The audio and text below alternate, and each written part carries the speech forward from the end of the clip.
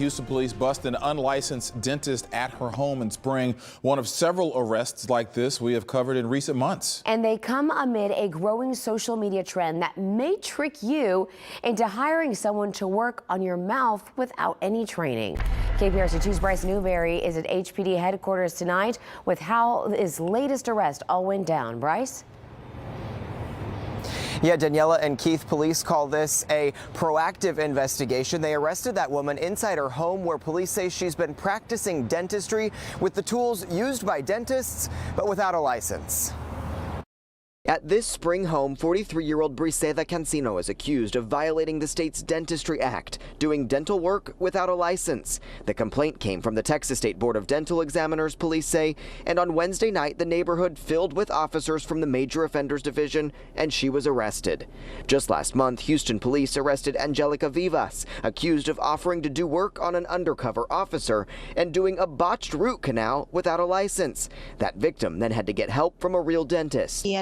He told me that they had broken my bone and left me with the root. And all on this side of my face, I don't have sensitivity.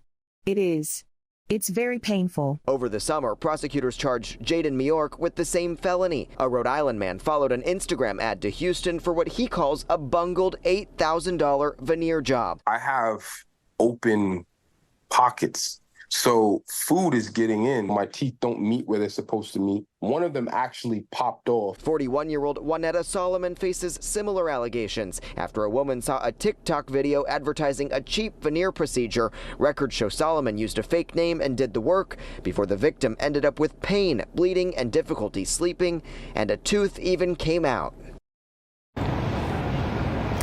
And all four of those suspects are out on bond tonight. That most recent arrest from Spring yesterday evening is expected to be in court tomorrow morning. But as for licensed dentists, they are urging any patients looking for dental work to definitely look up their provider through the state board's website or through the American Dental Association before paying anyone money to work on your mouth. Daniela. And Bryce, we know that some of these victims, they lost thousands of dollars, and it'll be very difficult to get any of that money back. Are there any red flags that people can really look for, as you mentioned, when they are looking on social media for some of these advice or experts or anything like that?